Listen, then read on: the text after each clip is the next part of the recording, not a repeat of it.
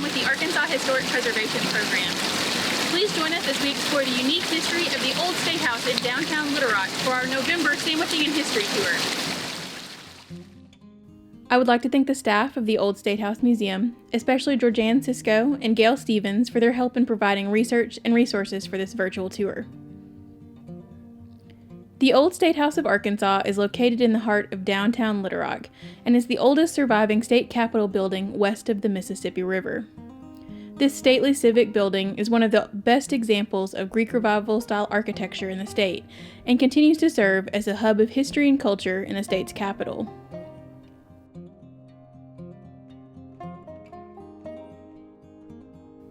In 1833, Territorial Governor John Pope hired architect GIDEON SHRYOCK to design a state capitol building in the belief that the Arkansas Territory was well on its way to statehood. SHRYOCK was originally from Lexington, Kentucky, and had designed the State House in his home state.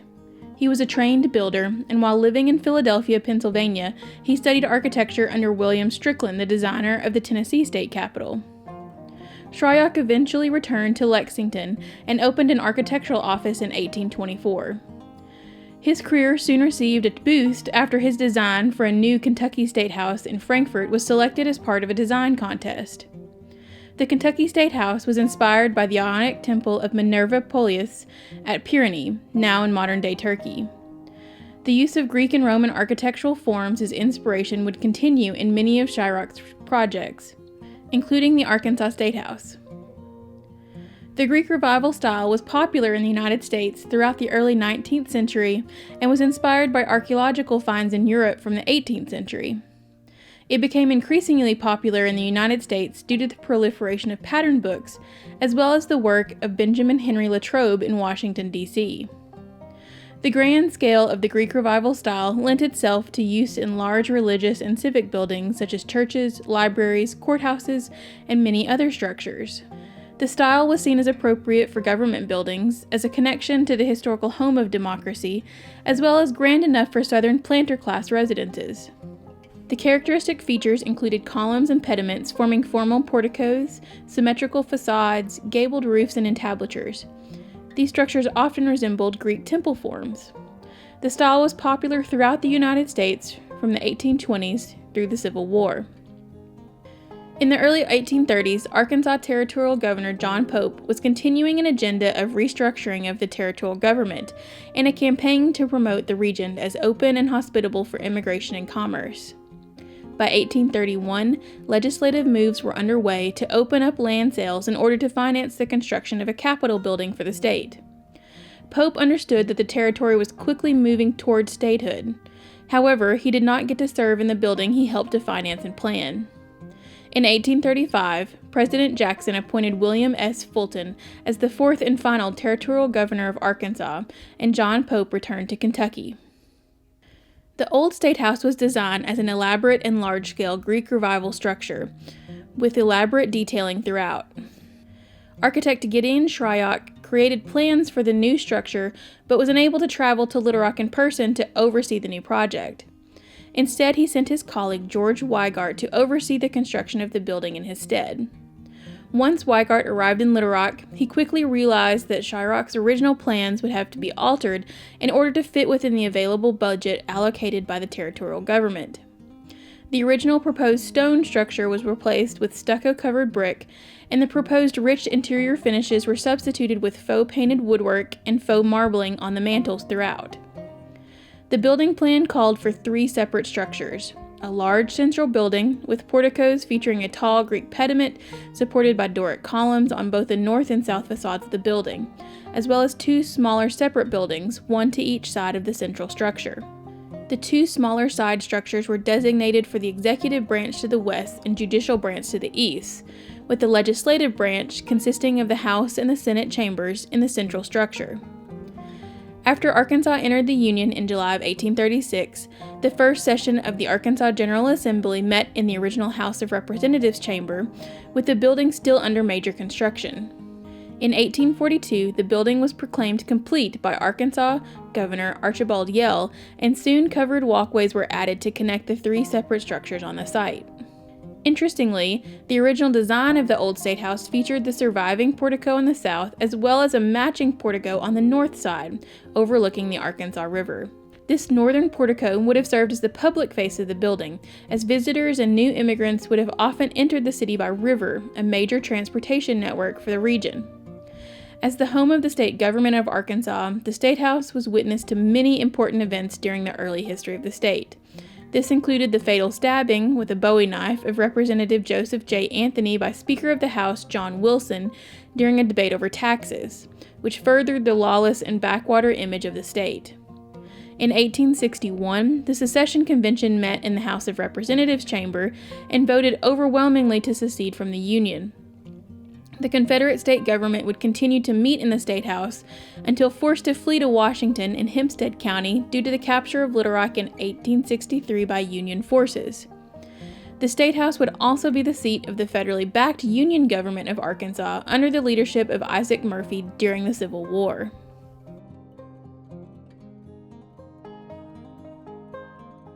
In 1874, the State House became a local battleground for another armed conflict as the political fight between Joseph Brooks and Elijah Baxter over the outcome of the 1872 gubernatorial race erupted in violence on the streets of Little Rock. Known as the BROOKS-BAXER War, this conflict was only resolved by the intervention of the federal government. As the conflict escalated, Brooks, who had commandeered the State House over the objection of Baxter, fortified the grounds and buildings with 2 cannons and used furniture to block windows and doors. Quick action by local federal forces from the U.S. Arsenal at what is now MacArthur Park soon divided the two sides, although small skirmishes across the city and state continued. Near the grounds of the State House, some of Baxter's supporters dug up a buried Civil War cannon, named it the Lady Baxter, and used it to threaten Brooks' forces at the State House. By early May of 1874, the conflict was being moderated by the U.S. Attorney General in Washington, D.C., who eventually sided with the claims of Baxter to the governorship. Brooks was forced to abandon the State House, and Baxter soon reclaimed the state capitol building. Baxter's supporters installed the Lady Baxter cannon on the front lawn where it still sits today.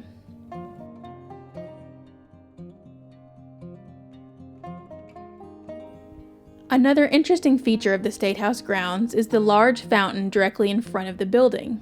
This fountain is a recast of the original 1876 fountain that was designed and built as part of the Arkansas building at the 1876 Philadelphia Centennial Exposition, celebrating the 100-year anniversary of the signing of the Declaration of Independence. The fountain was transported to Arkansas after the exposition and installed in front of the State House in 1878. Here it would sit devoid of water until the city's public water system was created in 1880. After many years of deterioration, the fountain was restored in 1954 with the help of donations from school children across the state. In 1998, after further deterioration, the fountain was recast, with ornamental features restored.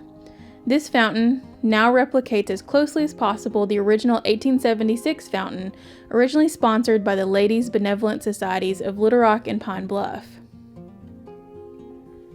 By 1885, the old State House building was in a sad state, with neglected maintenance mounting and a desperate need for more space for the expanded House of Representatives chamber.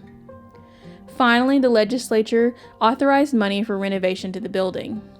The northern portico was sacrificed, and the building was extended 50 feet to the north, allowing for an expansion for a new House of Representatives chamber, formerly the space used by the Senate. This left the southern, city-facing facade as the primary public face of the building, a turn that coincided with the rapid growth of the city of Little Rock, as well as the rise of rail travel as a more predominant mode of transportation over river travel. This first expansion of the building also included the addition of the curving Victorian-era central staircases and the skylight and opening under the rotunda, as well as exterior ironwork and the now lost statue of the Three Graces, Law, Justice, and Mercy, that's once graced the top of the south pediment. Also, the walkways between the side wings were enclosed and enlarged. By the turn of the 20th century, the building was again suffering from deterioration and a lack of maintenance. The building's steam heating system had been completely abandoned due to breakdowns, and heat was only available from stoves installed throughout the building. The state legislature soon decided that rather than invest in the old structure, a new Capitol building was needed. The new Capitol building, on the reclaimed grounds of the former state penitentiary, was first used by the legislature in 1911.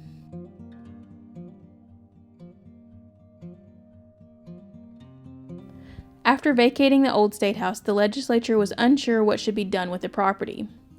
Soon, the Arkansas Federation of Women's Clubs was lobbying for the building to be retained as an important historic state landmark. This effort helped keep the building from being demolished until a new suitable use for the building could be found. In 1912, the University of Arkansas Medical School was installed in the building.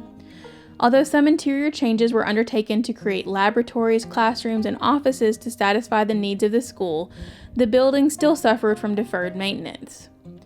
The Old State House building was actually recognized as the National Historic Landmark in large part due to the medical advancements that were achieved while the building served as the home of the University of Arkansas Medical Department. The most significant was known as the Crosset experiment, which ran from 1915 through 1916 and proved that malaria could be controlled through economically feasible means in rural areas.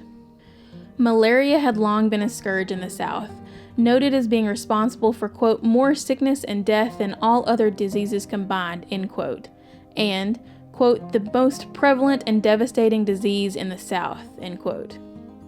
In 2 demonstration programs directed by the newly created State Board of Health and physicians at the University of Arkansas Medical Department at the Old State House, education and eradication programs clearly showed that by removing standing water sources, installing window screening, treatment with quinine, and other basic health practices, they could dramatically reduce malaria transmission at a very low cost.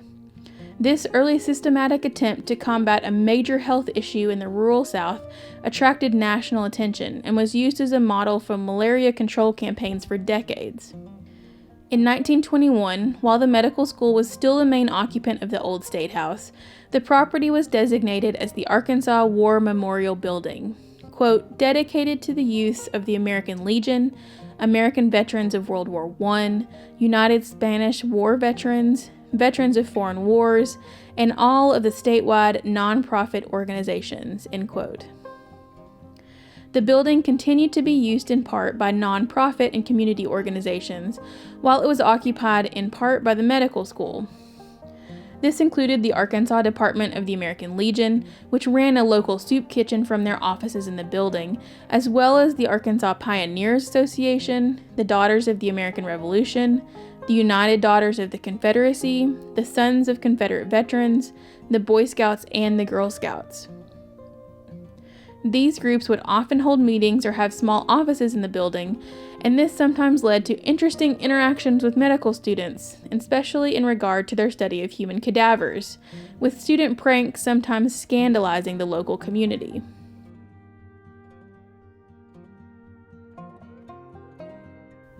In the early 1930s, the University of Arkansas Medical School moved to a new building in MacArthur Park. And in 1933, a grant from the Works Progress Administration helped to stabilize and repair the building after a survey of needed work by local architect Frank Ginocchio. After that work was completed, the building was used by various local New Deal agencies until 1942. The building also continued to be used as a general community space, with various local clubs and civic groups using spaces throughout the building. After federal funding aid ended with the advent of World War II, local civic and business leaders stepped up to help save the building again. The Arkansas History Commission, as well as women's groups led by Lois Loughborough and Agnes Loewer, and State Representative Bob Riley, helped to create the Arkansas Commemorative Commission, which would become the governing board of the Old State House. By the late 1940s, the legislature passed 2 large appropriations of money to fund the stabilization and restoration of the building so that it could be used as an official state archives and museum, formally becoming the Old State House. The building structure was repaired, reinforced, and in some parts redesigned to fix original design flaws. New lighting, heating, and plumbing fixtures were installed, and the building was reopened to the public in 1951. Early in the Old State House Museum's history, several rooms were sponsored by local women's organizations and furnished with period furniture and fixtures. The museum continued to develop, and exhibits were presented featuring the history of the state throughout the 19th and 20th centuries. The Arkansas History Commission, now known as the Arkansas State Archives, was housed in the west wing of the building. By the 1970s, the museum and archive was folded under the direction of what is now known as the Arkansas Department of Parks, Heritage, and Tourism. In 1979, the Arkansas History Commission archives were moved to the state capitol complex. The museum would continue to expand its holdings and reputation throughout the 1980s and 1990s.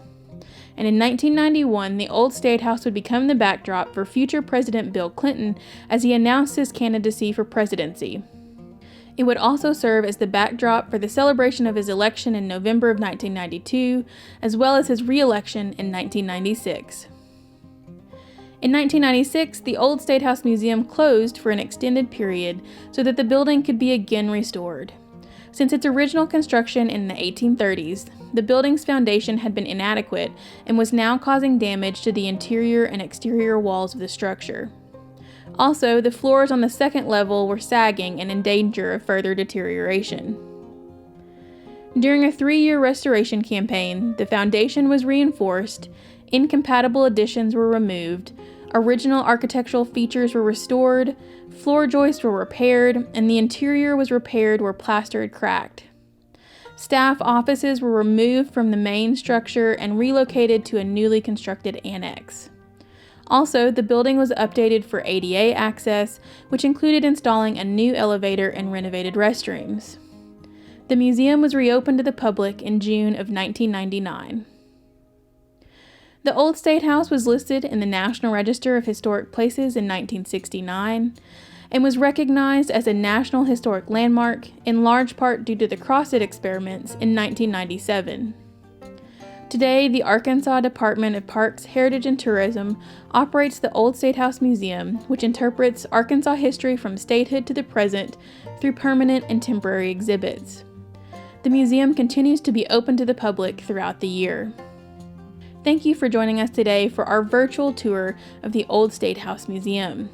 Our next virtual Sandwiching and History tour will feature St. Bartholomew's Catholic Church in Little Rock and will premiere on our Facebook page on Friday, December 4th at noon.